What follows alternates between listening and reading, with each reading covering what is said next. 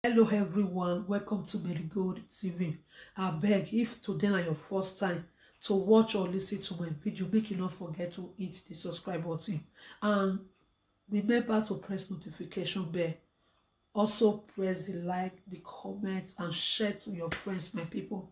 So guys, today another update don't come again concerning that 60 years old man wey go sleep with a young girl wey go reach to be that man daughter age mate. But finally they don't put this man to rest. Wetin come happen be say una see this video where we all see for media a few days ago wey just a trend. It not be that day they say that it happen. No, this whole matter they say na last December na this matter happen. But based on say that small girl still there for under police custody, the wife to this man no wan gree leave this girl alone. The wife to this man they insist say this girl must go to jail for wetin happen to her husband. Now there the hotel people, hotel management abi hotel owner, they come say they need to leak the video out, make everybody for see wetin happen, so that people go try to stand for this girl, make this man wife for leave her alone.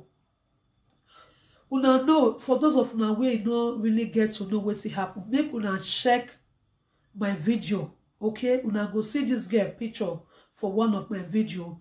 The full story of wetin happen, e dey there. This one na part 2 of this whole matter. So as e be say this whole thing, they say this man wife don't come out now. He said they need to persecute the girl. Then this girl need to go to Kirikiri. Now there, the hotel people, they come dey vex say no. Even when this whole incident happen for hotel, where this man get to carry this small girl, we reach to be the age mate of his own daughter. When the family come, they say they explain to the family, say, see wetin happen. Oh, this man, your husband, he bring this little girl come hotel there, come get to sleep with her. As he sleep with her finish, the next morning, then they come surprise, say the little girl come run, call they say, make they come see big man for bed. Oh, big man don't do or blah finish. Big man not gree come wake up again. Meanwhile, they don't break where this little girl supposed to go home, where she can't get to see say big man not get up from bed. Make that man so rest in peace.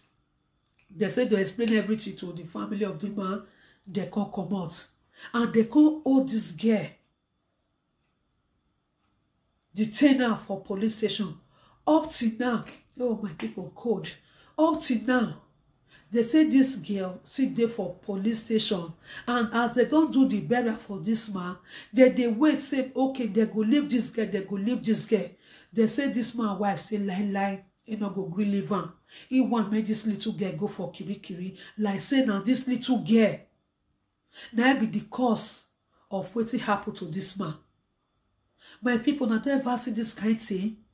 Una see as Nigeria people say they oppress, especially all those big men. They go they oppress those poor ones.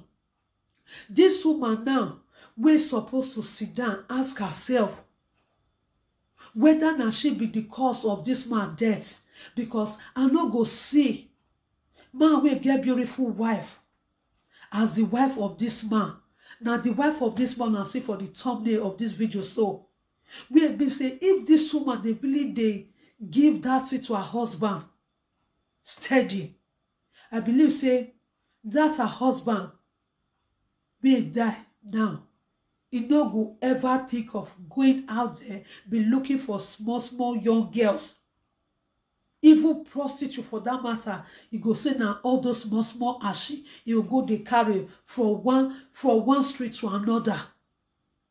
For any stores where you go they look for small girl we want go to sleep with. This woman, this is the time for her to feel guilty for a lot of things that she have done wrong to this man. This man dead now.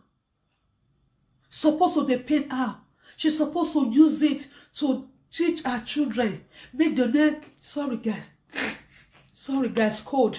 She's supposed to use this, her husband, waiting apple to her husband, so to lecture her children, make them not fall a victim. Either the age where her children dey now, or if they don't see marry. She not do that one. She won't take advantage of this little girl. The position where they say this man say, now legal petition and lawyer for that matter. And this man still get position where he still get for church.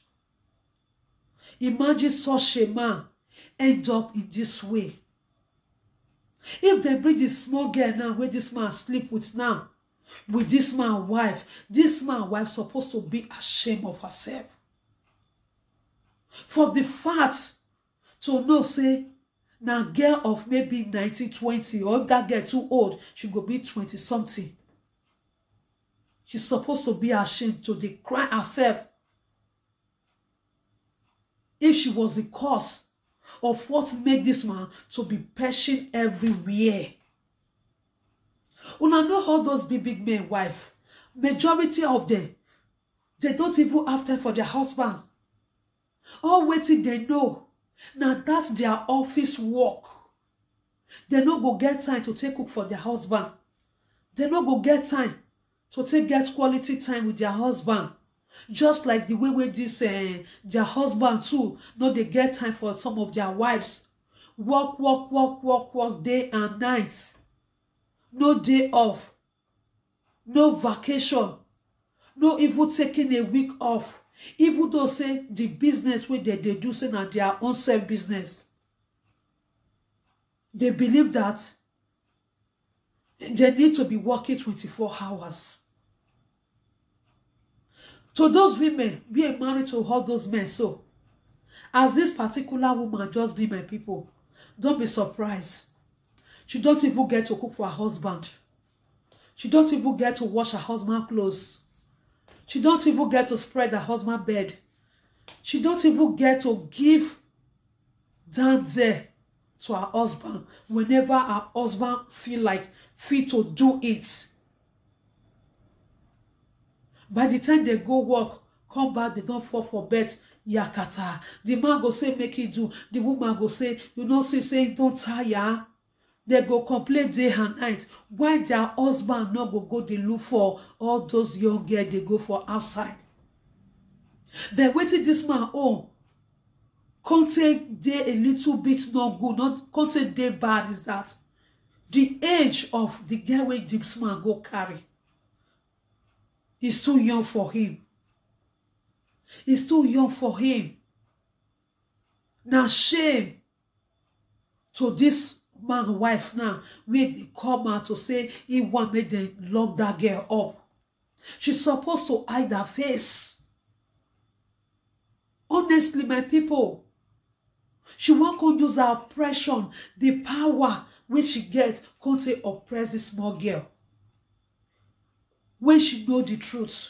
Now, because of all those things, as they say, this woman don't they use her oppression, they use for this girl now, and the people wait there for that hotel, it don't go they pay them.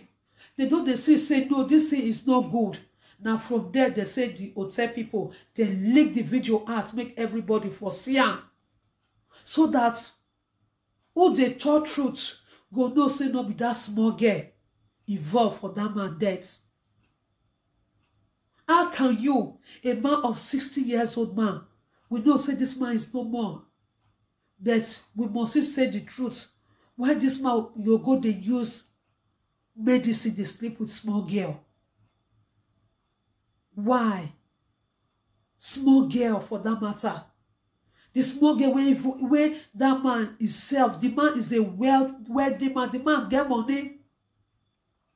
Based on the family background, based on the home, where they take do all the things about this man burial, where I see for Facebook, the man is a rich man. The wife, they say the wife, they work for CBN. This man supposed to even sponsor that girl. Is enough, is enough. It has it to sponsor that girl rather than for him to use that girl to sleep with her for money. This one not be shame now. Big man want go sleep with small girl for her side. He can't happen say now that small girl, sake of that small girl, gonna go take medicine. We can't make the man not there anymore again. His wife say they pump power. Oh God. Waiting all those rich men they do the poor one for that Nigeria, it is painful. I keep telling you guys. The way that our country, Nigeria, come dey now, the way those big men take they oppress the poor ones, you will see some certain things, you will feel sorry for those poor ones. Now, so the whole matter take go, they say make everybody, they beg people where they in charge of this case now, make them fight for this girl, make them for release her. Make this girl not go kiri for waiting she don't know about. Even to start with, this little girl when the evil interview her that day for the video, she said she never even know whether this man even take medicine. Even this big man self, he would be when he sleep with small girl, with body to body, because they believe that one they sweet they pass. Man will get wife for house. Small girl was forced to tell the man, say no. She never ready to buy. She never ready to carry bad sickness. Now the small girl carry rubber, give this man, make him put her before he go even get to sleep with her. So then now the wife is making noise. Make that woman go sit down for one corner. Make she go sit down for one corner. If they want even need to ask, what be the consequences of those things? Make they go ask the woman. Make they go ask this woman whether she they give down there to this man on time. Make they ask her how often she take they give her to her husband, because man, where they do anytime we take one time for house, he go dey hard before he go they look for ashi we want carry to take sleep. Even if I thought say that man and man where they flex, the man no go even get power to say he want evil they do. They go street by street. Evil girls will never even bath. Small girl will never even know how to maintain herself. We never even know how to use expensive cream. We never even know how to take good self-hygiene of herself. Now those big men go they sleep around with because their wife they use and they starve them. I pray may the man so rest in peace. But make this woman, this wife of this man, make it leave this little girl alone. Enough is enough. Enough of all this oppression. It is getting too much, my people. The painful part of it is that some of all those rich men, wife, they go dress up. They go dress so that they go look attractive to their husband, look gallantly, look classic. But some of them, out of all those their beauty, when they say that they shine for their husband, if they add before their husband go even get to even see what they under their two legs, because they too committed with their work. I know say if you don't work, we all need money, but at the same time, have time for your husband. If you don't want your husband to fall in this kind of thing, if you don't want your husband to be carried different ashawo they go here and there, anywhere where you travel go. If you go Jericho, go carry one as she there. If you go the other side, go carry one as she there. But all this your beauty as a woman, you where they use your teeth to stitch it for your man, we know they get time for your man. You don't put everything for your ass care. Even to the extent na your ask help, na they call even dey service your husband. Now she go cook, now she go do everything. Ask help wey never reach half of her beauty, never reach half of your own. Ask help you dey even dey pay salary for. Now you go cause it help you dey service your husband for that thing wey you take dey starve your oga. You no be shame on you, ladies out there. Una we married to all those una so-called, whether na big men una they call them. You don't know how to take care of your home. Some of you women are the ones that is even making your husband to be carrying ashi there. When your husband needs you, you go find finish for your husband. Now your husband is supposed to dey find for, but rather you go only dey find for yourself. If your husband want to say make he have, make he sleep with you, make he run show with you, una no go gree. Once una don't dress up like this, una don't kick una motor. They go work or they go one party to party. Una go use sex to dey starve una husband.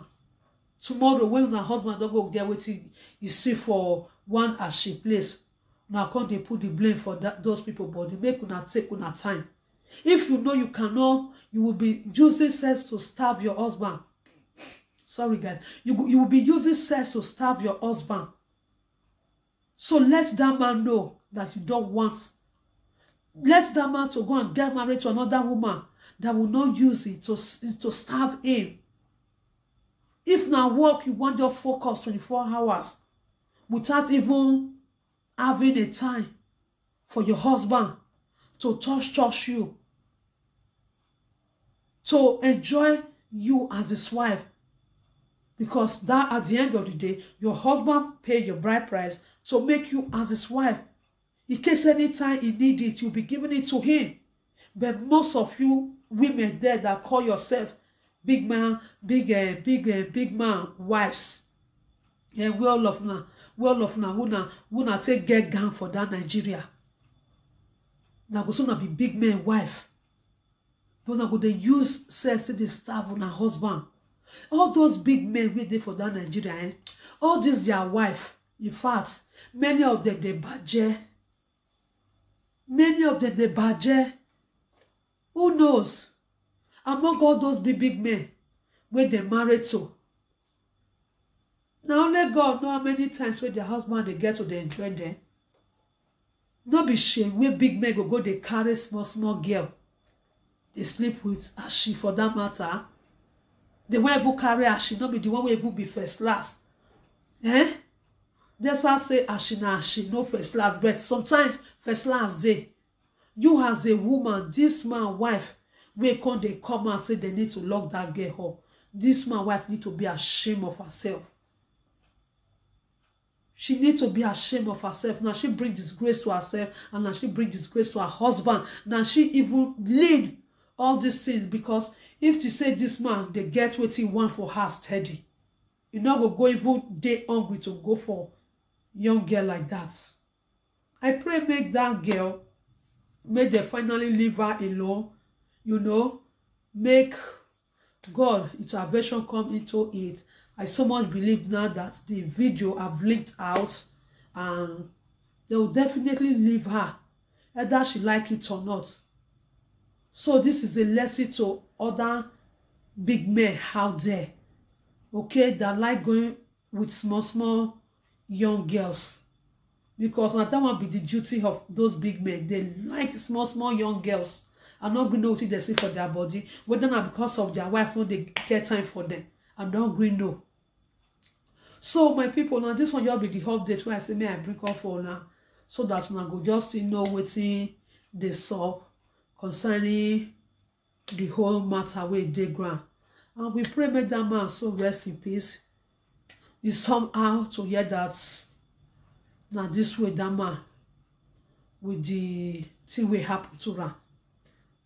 They painful to hear say now like that the man say in his life.